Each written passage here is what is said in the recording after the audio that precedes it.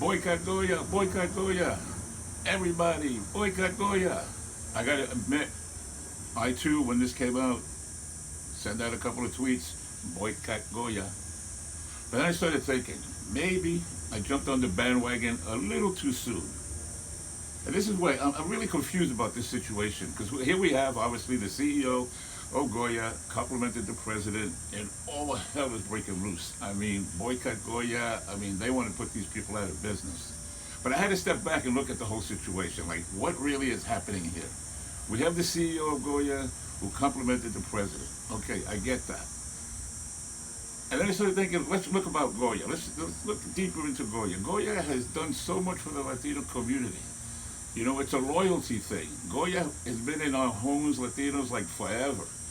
And getting rid of Goya is like getting rid of Abuelita, putting her home, you know, in a retirement home.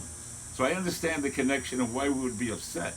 But what I'm confused about is because of what they've done, it's hard, like, to turn your back on them. You know what I'm saying? It's like when you see the donations they've made, for example, Hurricane Maria in Puerto Rico, they donated 1 million pounds of food to the people in Puerto Rico. I find it hard to turn my back. You understand what I'm saying? It's like you have someone who's done so good for you. They put food on your table. They make a comment that, hey, not everybody likes. And what am I going to do? I'm going to turn my back on them? This is where I'm confused. You know, the same thing with, you have Alexandra Ocasio-Cortez. She wants to boycott Goya. Now, during the coronavirus, when it first started, Goya donated 100,000 pounds of free food to the Bronx, which includes her district. You see what I'm saying? So just imagine you're home, you have no food. You have to get online at a food bank because you have no food. You have to feed you and your family. And thanks to companies like Goya comes in and donates free food. Now the next day they say something that you don't approve of. I just find it difficult to turn my back on somebody who's done good for me. See, this is where I'm confused about this whole thing.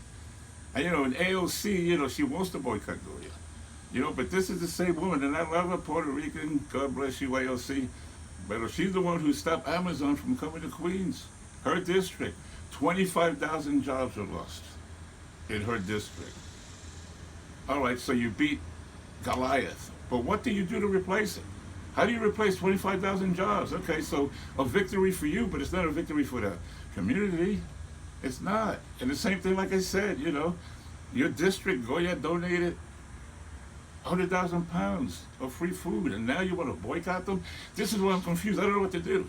I don't know what to do as far as, you know, why would I can't hate Goya, but I understand why I would be upset. You know, the same thing. So, you know, I'm very confused about this. It isn't that about, oh, well, it doesn't matter what Goya did. It does matter. It does matter. If they're helping communities, listen, if you or me, okay, we're donating, lending our voices to help communities, and I say one thing that might upset you, you're going to turn your back and boycott me? It just doesn't seem fair. You know, in this cancel culture, you know, it's got to end. You know, there's got to be other solutions. Whatever happened to the days of conversation?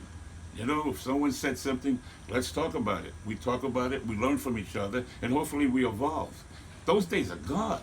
All of a sudden, someone says something, cancel the show, cancel, boycott Goya, and tell me whatever happened to conversation.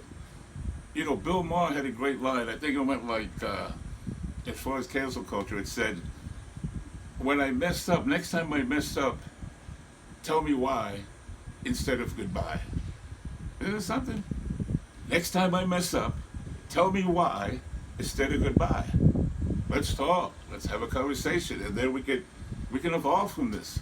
That's not existing anymore. Cancel culture just wants to cancel your show right away. So again, it's not about politics. I'm not defending Trump. I'm not defending no one here.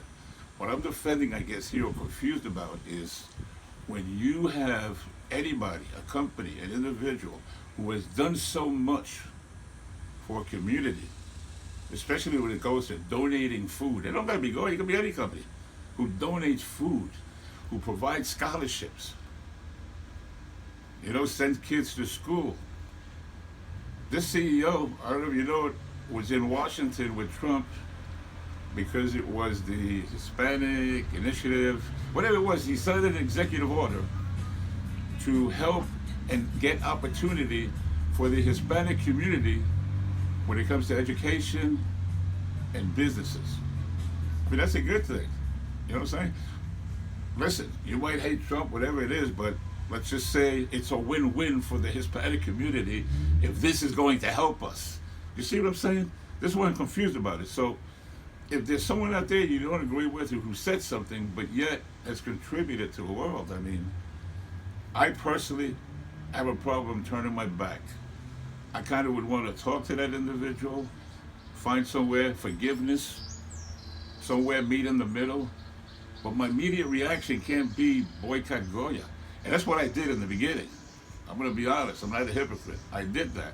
But I started thinking about it. I said, I saw it like an attack on Latinos. Here we have a successful Hispanic, and we're attacking him. It's insane. For me, anyway. That's the way I look at it. Let me know your thoughts. But this boycott Goya, I think we should take a step back, look at the entire picture, and see if you still feel the same way. That's what I did, and I don't know. I have second thoughts about this, so leave me your thoughts.